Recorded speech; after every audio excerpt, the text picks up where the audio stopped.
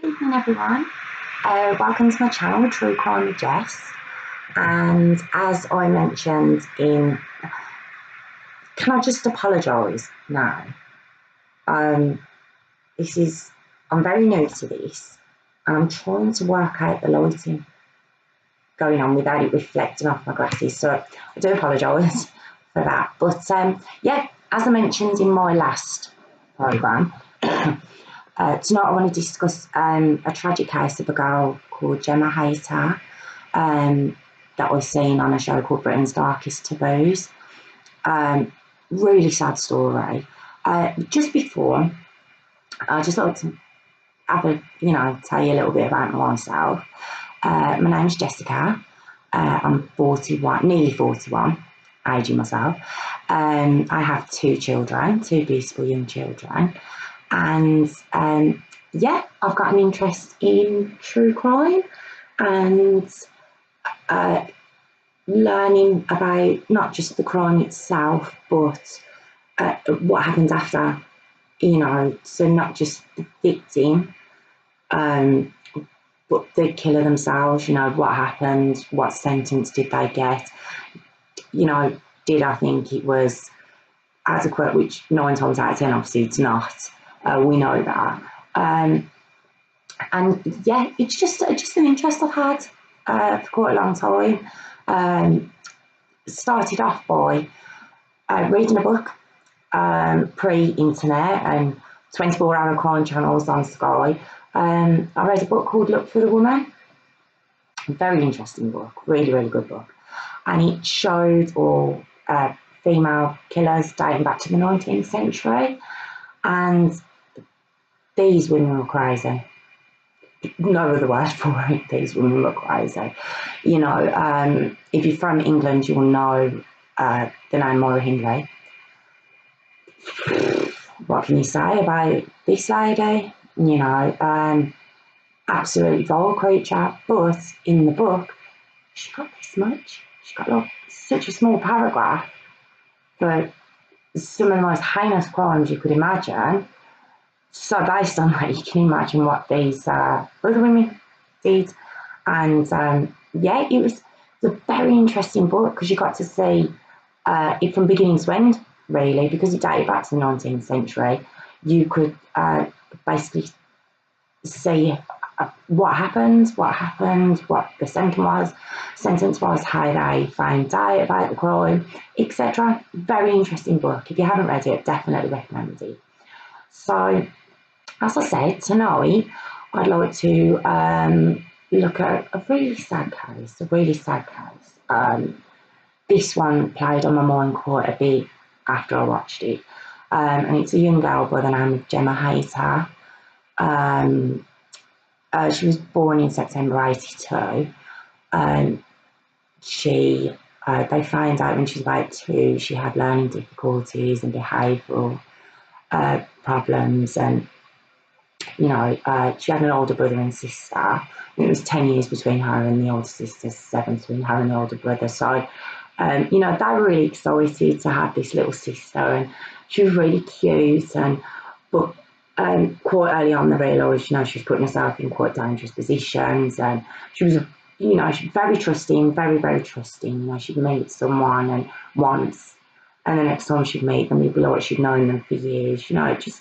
Just a really sweet but very naive girl. And the real sad part about it is she never had a friend. She never had a friend, which, everyone should have at least one friend. Everybody. And I think that's what really plays on my mind, because basically when she got to, I think she was 19, she got placed in a college in Wales, and she was really happy there. She got to learn life skills. She got to learn how to, keep herself clean, keep her, her area clean, social skills. It was really, really good for her, really, really good for her. And her family were really happy there. They knew she was safe, she was looked after, plus learning, skills that they possibly, she couldn't learn at home. So anyway, to do the 3rd year there, She had to agree to it because by then she was in her early 20s. I think she'd have been 21. And she didn't sign up to the 3rd year. I think she must have felt that, you know, I've got everything I can out of this. I want to be independent. I want to live my own life now. So much to her family's disappointment, she, although she moved back home, so she was nearer them, she didn't move back home with them. She got her own flat, and yeah, they were just it was a constant worry to them because she never let them in the flat. She never let them see how she was living. They never knew if she was eating properly. You know, I think she just wanted the independence of any other 22-year-old. You know, that's all 21, 22. She just wanted the same respect and the same independence. She wanted to be treated as an equal. You know, that's all she really wanted, and it wasn't a lot to ask, really. But unfortunately for Gemma, she met a girl by the name of Chantal Booth. And this was, Gemma was 27, you know, so she'd been living on her own for a while, and she met this girl, Chantal, who was only 18, you know, she was a lot younger than Gemma, but mentally, Gemma was a lot younger than her, you know, she's probably 16, mentally, 15, 16, you know, so her family were overjoyed. She had a friend. She had someone, they'd go out together, she'd go around to her house for coffee. You know, she was leading a really normal life, and yeah, it was very short-lived, and because they started to realise that this Chantal actually wasn't all she was cracked up to be. You know, they were hoping that this was just a very sweet girl that had took their sister and their daughter under her wing, and, you know, was just being a friend to her, but she wasn't. Turns out she was taking money off her. Not behind her back, she wasn't robbing her, but Gemma would happily hand over the money, obviously being the trusting person she was. She thought this was what a friendship was, you know, and she'd just hand money, you know, she was just really taking advantage of her. So the family discovered that. Obviously tried to talk to her, but it was her first friend. You know, she's 27 and she's finally got a friend. She's finally doing what she's seen her sister do all these years and her brother do all these years. And she doesn't want to lose that. She doesn't. So if handing over some money is what it takes, then she's going to do it. So anyway, Chantal's got friends of her own as well. And you know, they all go out on nights out and stuff. So, yeah, anyway, we come up to, I think it's August 2010. So, 7th of August 2010, Gemma comes round to her mum's, and she's going on night out, very excited. You know, she gives mum a kiss. She, you know, I'll see you soon. Off she pops. You know, just a Saturday night out for her. But it wasn't. It wasn't. Basically, CCTV played a big role in this case. And on that Saturday night, CCTV picked up basically Gemma being dragged up and down the road by Chantal. It was obvious they'd been on a night out. There was the boyfriends, obviously Chantal's boyfriends and Gemma, and you could see there was a lad by the name of Duncan Edwards berating her. You know, obviously you can't hear what's being said, it's CCTV, but it's quite obvious what's going on. Chantal's laughing her head off in the video, and then next thing you know, she kind of grabs her and drags her down the road. Now, if you put your mind back to what I was saying about how innocent and trusting and lovely this girl was and sweet, you know, and then come up to date, so she's 27, she's been dragged down the road by an 18-year-old girl. Although obviously you can't see what it's about. It's very sad because, you know, she's done nothing to deserve it. And then an hour later, CCTV at a different part of the town, picks them up, screaming in her face again. And your heart just goes out watching this video, you know. Yeah, you've got to see it, because I can't put across to you how upsetting it is to see this poor girl. Obviously, you can't hear it, like I say, but you know what's going on, and Chantal's screaming at her, this Duncan's screaming at her. You can see when someone's screaming. So anyway, that was the Saturday night. And, you know, so this is on CCTV. So Monday morning, there's a knock at the family's door. Police ask them on to sit down, and they found the body of a young woman on the railway, by the railway. It's actually a closed down railway in Rugby, where they live, and they tell them they know it's Gemma. And of course the family's devastated, you know, they don't know what's, the last seen her, she was happy, she was okay, she was fine.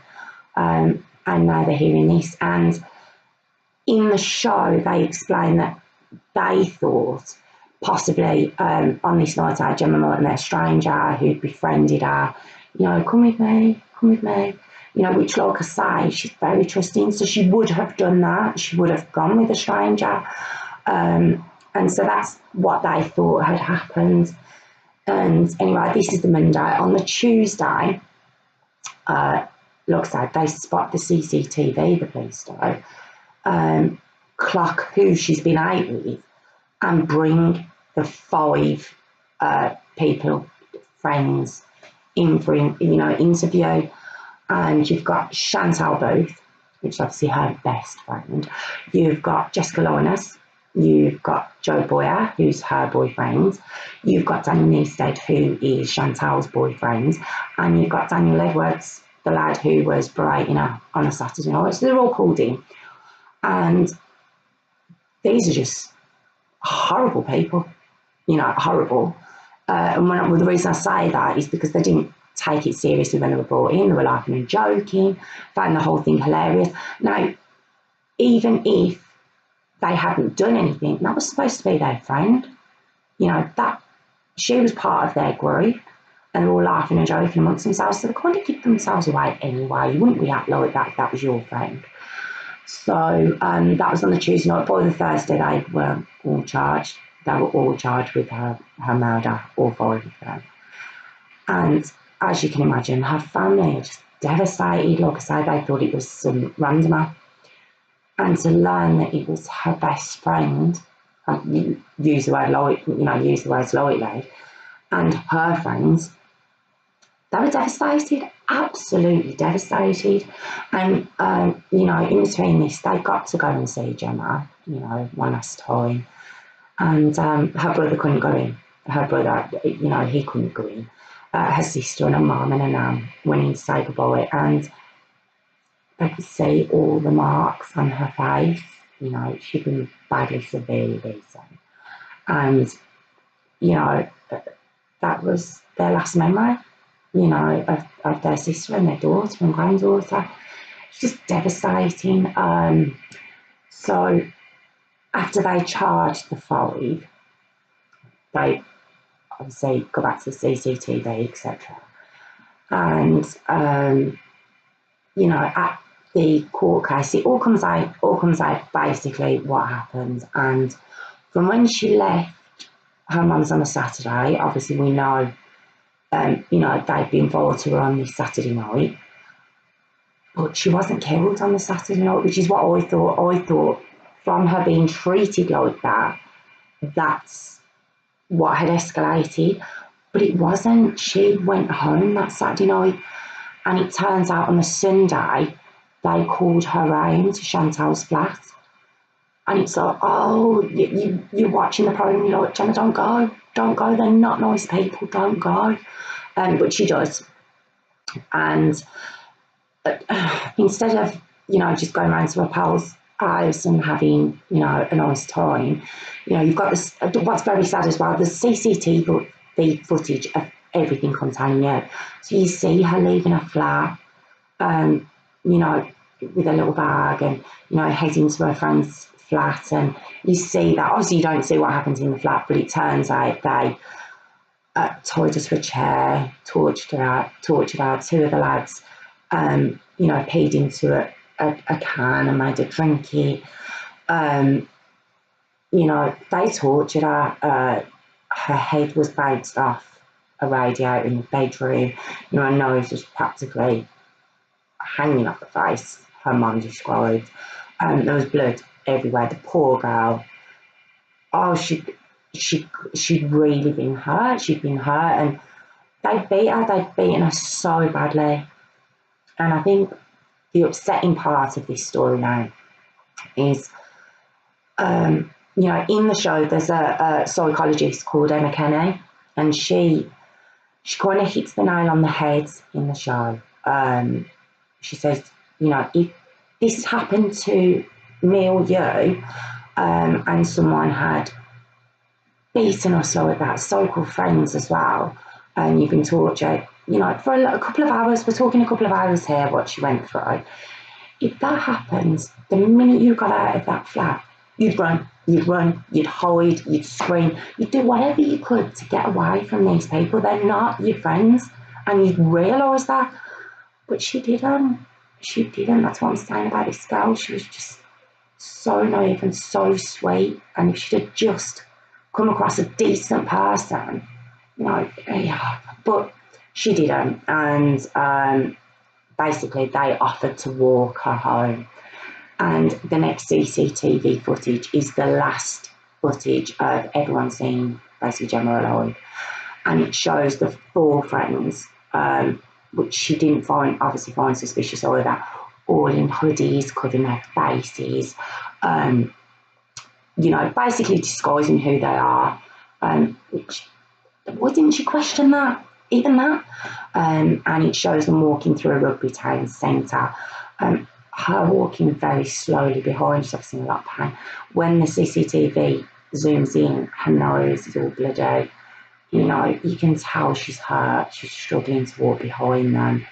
I think the judge in the case said that, battered and bruised, she followed you like a loyal puppy.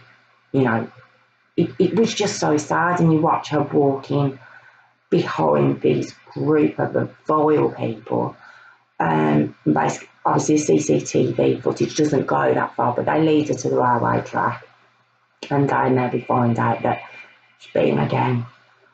She was stabbed in the back of the neck. She was made to strip. And her sister in the show did say that she hoped they didn't make her strip, which would be so upsetting. And yeah, they just put that over and left her, you know, to die. And oh God, it's really hard to talk about, actually. This is a really, really hard one. You know, I did the Kellyanne Bates story yesterday, which was, you know, awful. But this, I think the psychologist on Preston Stark's Emma Kennett, I think she explains it better when she says, you know, any adult, you know, in that position, you know, if you know someone's coming at you, you can at least fight them, you can fight back. You might not come out of it well, but at least you can try. She didn't. She had no defence wounds. She didn't even try. She didn't even try because she thought they were her friends. She didn't get what they were doing, but she thought they're still not. I think that's what's the hardest. That's what's the hardest for me personally. You know, let me know what you think, but it's that thought that she didn't even try and fight back. It's described as a hate crime plus, you know. Anyway, back to these horrible, horrible people. They were all found guilty, all of them.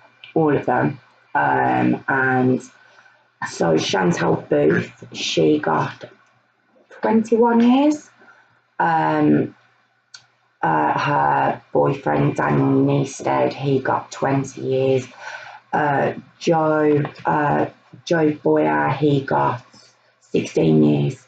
And then Jessica Loyness and Duncan Edwards, they got 15 and 13 years, because I think from what was put across, those two didn't actually fully get involved in it. But the reason they were all charged with murder as well was because it showed them on the CCTV walking back. Again, that's very sad. You see them walking back through Rugby Town Centre without Gemma. You know, all of them had phones on them. You know, any one of them could have found out, any one of them. So they were all charged with murder. And oh, what a sad story. What a sad story. Her mum, though, has, you know, she goes out to schools now and tries to teach people about, you know, just because people are different, you know, and have disabilities and, you know, learning difficulties. And they're not the same. You know, it doesn't mean they're completely different. Different's a good thing, you know, and she's trying to educate people, because these five, from what I heard of the court case, they were so dismissive. They didn't think they'd done anything wrong, really. You know, she was so different to them. You know, again, what was the big deal? You know, much like Jimmy Smith from yesterday with Kellyanne Bates. What have I done wrong, really? You know, she was really different. She wasn't really important. You know, who cares? You know, that kind of way, which was awful. And that's what her mum's trying to change. She's trying to change that, you know, in the name of Gemma. And yeah, it's a really sad one. I think they should have got longer. Sorry. I think they should have got longer. Most definitely. You know, I don't know if they'll learn their lesson. This is my personal opinion. It might, might cause a bit of a ripple, but, you know, although Gemma was 27, 28 when this happened, mentally, you know, we've been told she was a lot younger. She was a lot younger mentally. I do believe these, when they were sent down, should have been put across that, you know, they were kind of child killers. I do think that, and I'd like your opinion on that, because I feel that's what they did. Her mentality wasn't of an adult, it was childlike. So I think they should have got so much longer. I really do. So let me know what you think. Thank you for joining me again. I hope to see you next time. And I will get better at this. I'm very new to this. So thank you for joining me and being patient. And yes, next time I'll be looking at a show called Faking It, Tears for Crime, another British programme. And the crime I'll be looking at is a lady by the name of Tracy Andrews. And if you're from England, Birmingham, more to the point, you're going to know who this lady is. If not, please join me and I'll fill you in on this awful lady's crime. And yes, I'll see you soon. Thank you again for joining me. Thank you.